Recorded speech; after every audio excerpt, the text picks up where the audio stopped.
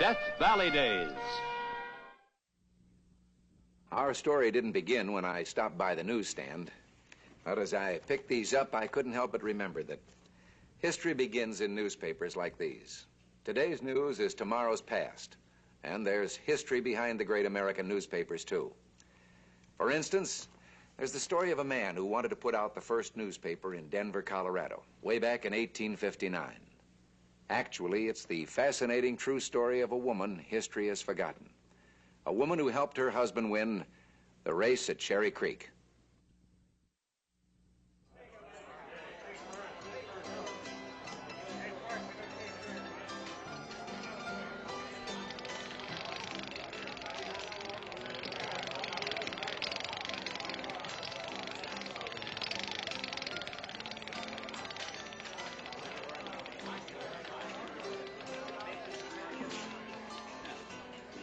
What's going to be for you, young fella? I'm looking for Uncle Dick Wooten. You just found him. Well, they tell me you're the man I ought to talk to about renting some office space. Office space? About all you prospectors need is a room for sleeping or a tent for bunking in. I'm not looking for gold. At least I'm not planning to dig it out of Cherry Creek. You mean you didn't come to Denver City to join the idiots who think they're going to wash a fortune out of a sluice box? Nope. In that case, the drinks are on the house. I saved this for my special customers. And if you ain't digging for gold, brother, that makes you a special man in this kind of a town. Here you are, Taos Lightning. I bring it in from New Mexico. Guaranteed to curl your hair, cross your eyes, and drown your miseries. If you don't mind, I'll just take a small brandy. Brandy? Brandy? It's for old ladies. And city dudes.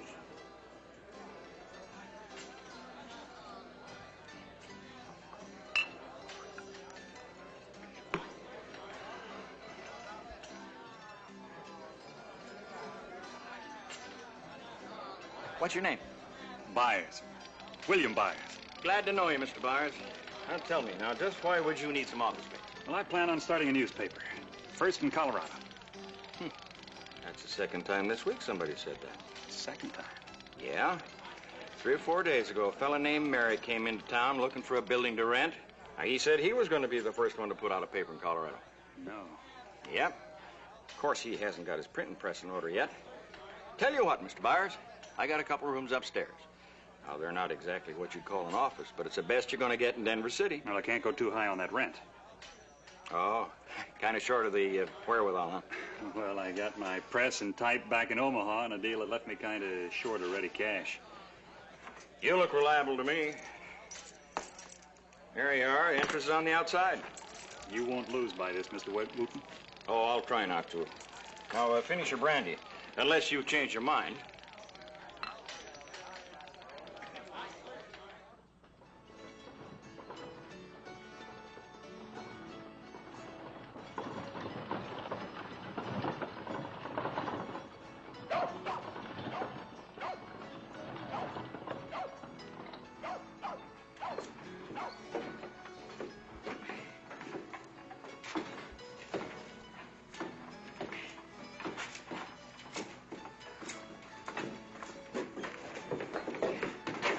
Andy, where you been all day? You should have gotten here this morning. Elizabeth, what on earth? Earth is right. It's just mixed with a little water. Yeah, you remember yesterday when we camped on the other side of that creek? Yeah. Rain last night. Flooded this morning. It looked too deep till we started across. Miss Byers here hadn't been along with us, we'd have probably still been there. Well, as long as you made it, all right. We got a lot of work ahead of us. We better get that wagon unloaded. William, you can't ask Andy to do any more work today. Can't we wait and unload in the morning? No, we can't. What's the all-fired rush all of a sudden? A man by the name of Merrick got here ahead of us. Brought a press from Kansas. Calls his paper the Cherry Creek Pioneer. Claims he'll have his first edition out within the next 3 days. Does that mean we won't be settling in Denver City? Well, there's certainly no room here for 2 newspapers. Well, we better get that press moved in. Yeah. Where are we going to put it? Upstairs here. You mean we've got to lift that thing up there 2 floors? And everything else in the wagon. William, that's not where we're going to live.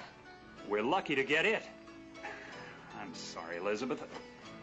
I still think you shouldn't have come out here with me. I should have, and I'm glad I did. Me? Wish I'd stayed in Omaha.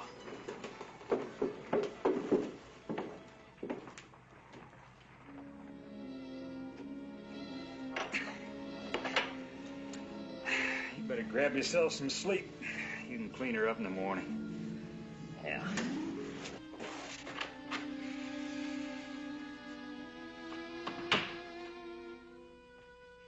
Say, you got this place real cozy like. William, we're not going to have to move on again, are we? Not if I can help it. It's so terribly important for both of us. We could settle down here, build a house, and raise a family. And be somebody. Honey, you sure do expect a lot from a man that never even put out a newspaper before. But you can do it if you'll just stick with it and not decide you want to try something else again. You are a wonder, Elizabeth. Keeping all these things. Saving them all this time. For our home, when we have one. That may be a long time yet. I'll wait. I'll tell you this, Elizabeth. As long as you believe in me, someday we'll have what means so much to you. I promise you.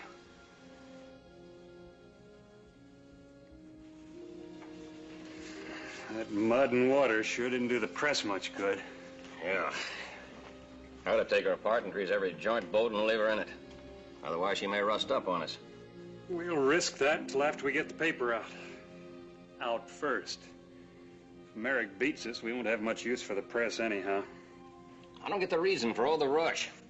We can put out a better paper. Oh, now, I know you ain't had no newspaper experience, but with me handling the printing and you going out and getting the news and the advertising? Denver's only big enough for one newspaper. It may never be much bigger. Anyhow, people don't want second best. It's human nature, Andrew. Somehow people feel that if you're the first, you're the best. The paper that comes out first, that's the one the town will support. Well, here we go. You be ready to start setting type when I get back. Wish me luck. Not a chance in the world. I'll help you.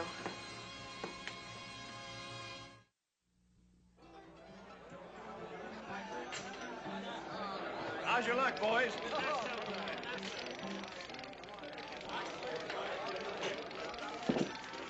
I never did see this town so upset. There's more noise than when they discovered gold in Cherry Creek. And all about nothing but you and your newspaper and Merrick and his. Which is going to come out first? We'll be out first. Get yourself a lot of bets on that. Bet I know who's handling the bets. Well, somebody had to.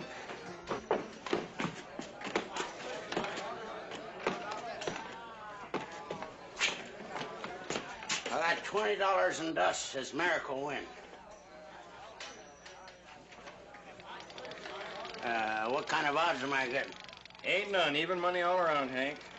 Okay, I still say Merrick will beat that Nebraska one. That's encouraging. That could be. You've got just about as many on your side as Merrick has on his so far. Wait a minute. Kind of been running his way the last few hours, but here. You got about 2,000 for you, and he's got just around 3,000 for him. That doesn't include the pool. What pool? I thought you newspapermen wasn't supposed to miss anything that went on. Take a look over there. How does that work? Figures out to $1,000 for the winner. $1,000? Yep. You put up $10 to say the day and the hour that the first newspaper will come out. And winner takes all, except for a small percentage for me. Naturally. Well, just about pay me for my time, putting the board up, taking care of the money. Looks like most people seem to think Merrick's a sure thing. Only because he was here first. But if I was a betting man, I'd bet on you. Where are you going? Upstairs. Work to do. Well, now, some of this Taos lightning might speed you up a bit. You sure are serious about your newspaper. No, I just don't want to see you lose your bet on me, that's all.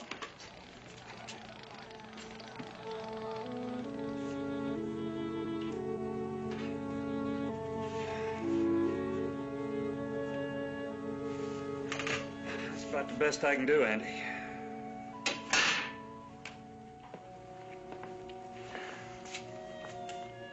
Man thrown from a horse and dragged half a mile. Miner robbed of $50. Two-bit fire in the livery stable. We ain't gonna sell many papers with that kind of news. I'll get the stuff in type anyhow.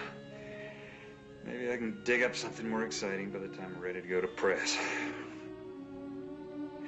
Maybe you want to go to bed. You've only had 4 hours sleep in the last 2 days. I'll do my sleeping after we beat Merrick.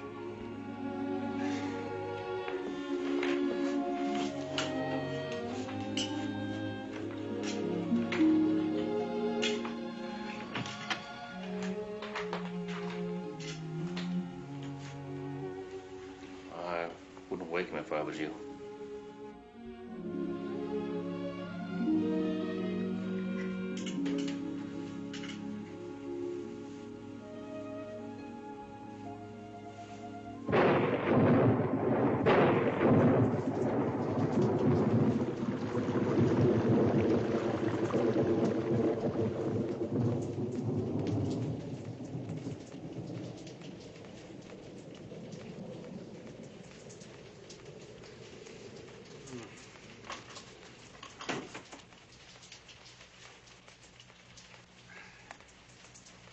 Andy, help me move my desk. How long's it been raining? Just started. Roof's leaking by the window, too. Ain't bad yet. Probably get worse. Well, do what you can to keep the drips off the press and the type case. Gotta finish up this writing I should have done last night. Not before breakfast, you don't. Even newspapermen have to eat once in a while, and that goes for printers, too. Andrew, will you clean off this table, please? And William, get some chairs.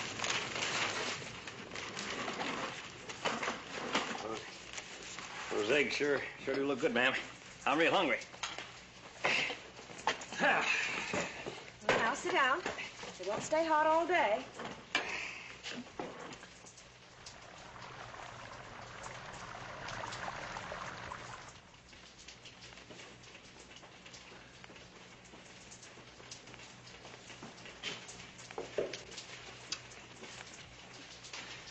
Getting worse. No sense in trying to cover up this press. She'd get wet no matter where we put her. Get the lids on those ink kegs. That stuff won't take much diluting.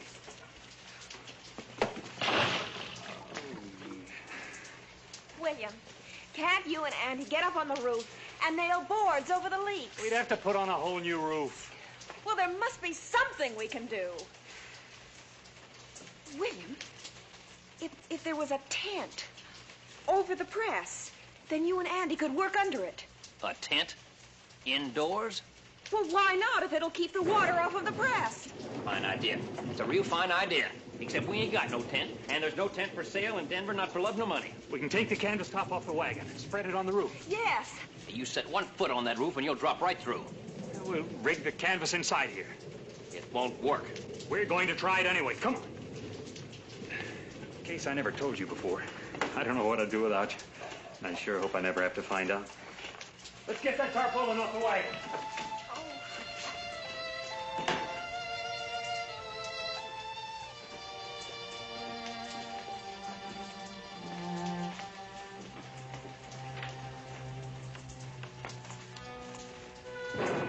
Well, it's not enough to cover the type cases. I told you it wouldn't work.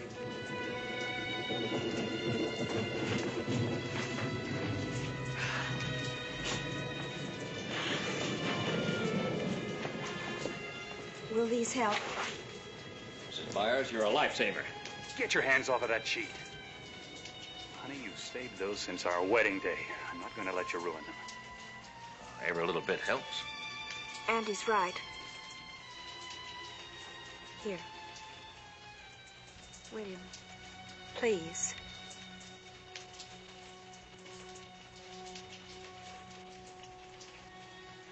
Well, let's not all stand here and drown in the flood.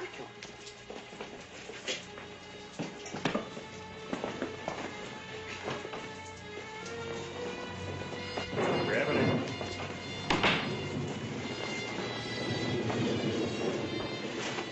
Well, how the hell did we get the first edition off the press? How much newsprint do we have left? I'd say enough for about 400 or 500 copies. The ink? Yeah, one's half water. The other one's all right, though, so far. How about the type? Well, it's going to take me a while to draw that off. Come in. Oh. Come in. I just thought I'd come up and see what was going on. Flapping catfish fins. What's this? Haven't you ever seen a tent before? Never saw anything like this. What's it for? Keep a 1,000-pound printing plant from floating right out of the sieve you rented to us. Well, I never said satisfaction was guaranteed. I suppose you came to see how far behind we are. And now you'll probably go over to Mr. Merrick and give him the good news. Elizabeth. Well, you can tell Mr. Merrick that nothing is going to stop my husband. Not rain, nor flood, nor fire. My husband is a very stubborn man. And when something like this happens, it makes him all the more determined to succeed. No, Mr. Wilton, we are not beaten. And you can bet on that.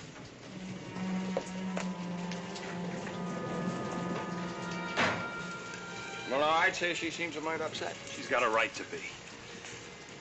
What's the latest on Merrick and his paper? Oh, well, I'm kind of hiding out from people who want me to pay off their bets. You haven't... No, I haven't, and I ain't gonna. Not before I see Merrick's Cherry Creek Pioneer right in my hands, before I see yours, whatever you aim to call it. But that better be pretty quick. Merrick told me not more than 10 minutes ago that he'd finished setting type on nearly 3 pages. And he's only got 1 page to go. Yeah. All we got set don't add up to more than a page and a half. What counts is Merrick still has to build that other page. That ought to give us till tomorrow anyhow. We ain't gonna make it. We just ain't gonna make it.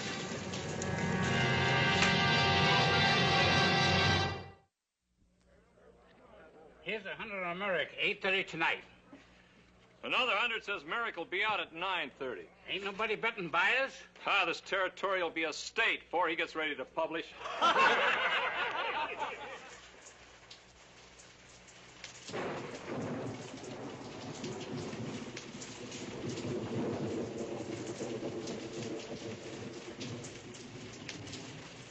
Sorry, Elizabeth.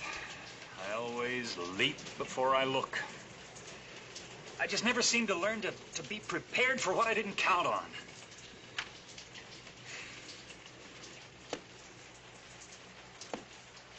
Wait a minute. William, you are prepared. Don't you remember, Andy set 2 pages of type before we left Omaha. What good is that in Denver? It would fill the rest of the paper. 2 pages of it, 2 months old. It's something to read, and it would be new to people here. William, you're like a politician in a way. No matter how much good a candidate wants to do, he can't do anything unless he gets elected. You can't do things for Denver and Colorado and the West unless you get our paper out first. Andy, do we still have that type? Yeah, it's locked up in the forms out in the wagon. Then get those forms up here. We'll use the Nebraska stuff on 3 and 4. Put what local stories we've got on page 1. Use page 2 for editorial statement of policy, whatever else we've got. Come on, Andy, get those forms up here. Hurry.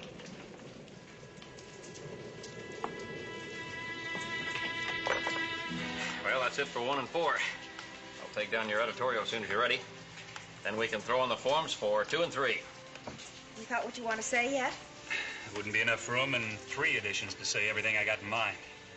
Well, then why don't you just give the people a hint of what they can expect next week? And the week after that? Make them want to buy the paper for the next 100 years. Elizabeth, you have too much faith in me. I don't think so. Well, I'd like to tell them what I think the future holds for this part of the country. And that this paper plans to help guide that destiny whatever way it can. William, why don't you tell it to Andy and let him write it down? I'm ready. Let's see. With our hat in our hand and our best bow, we this week make our first appearance in the far west, where the snowy mountains look down upon us. Let's see, look down upon us. In the hottest summer days, as well as in the winter's cold. Not bad. You got that, Andy? And it's cold. Got it. Here, where a few months ago, the wild beasts and wilder Indians held undisturbed possession, where now surges the advancing wave of Anglo-Saxon enterprise and civilization, where soon, we fondly hope, will be erected a great and powerful state. Another empire in a sisterhood of empires. Our course is marked out. We will follow it with steadfast and fixed determination.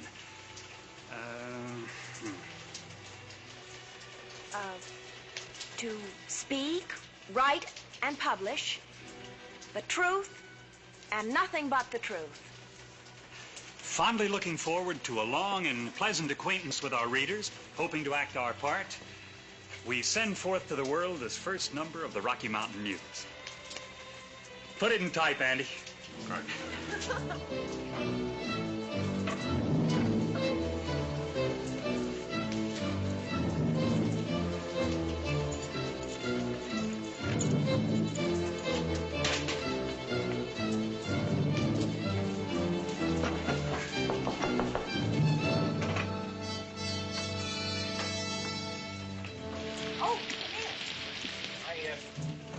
I just came up to tell you folks that I'm going to have to pay off on Merrick. I sure hate to do it, but like the man says, you can't win them all. You better speak to Mr. Byers. Mr. Wooten is here about the bet. Now, you just remember this. It ain't no disgrace to get beat when you try it as hard as you did and then some. Have you seen Merrick's paper? Well, no, but it ought to be out by now. Then no one has officially recorded him as the winner. Well, no.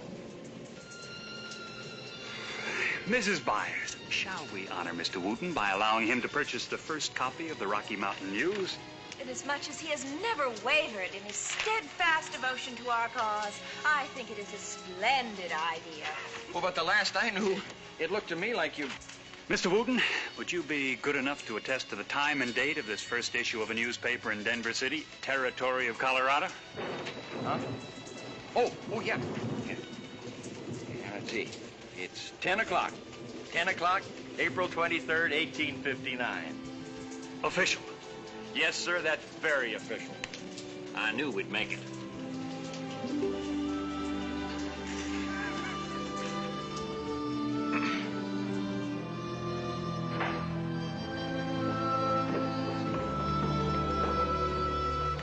Good morning. Good morning. Looks like I got here just in time.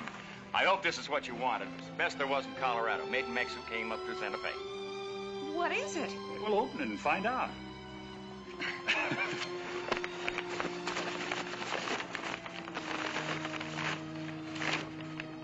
Oh, William. Oh, they're beautiful. Oh, but you shouldn't have. I should have, and that's just the start. And now shall we go find that house to put them in?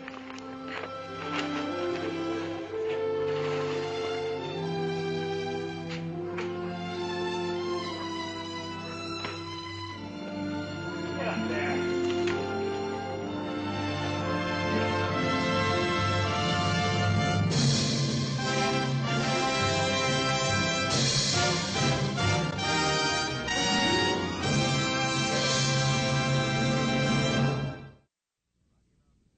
The Rocky Mountain News. First newspaper in Denver, and for more than 100 years, one of the great newspapers in the United States. Here's a reproduction of that first edition of the Rocky Mountain News. And here's how that same paper looks today. And it all began with a woman who knew what she wanted.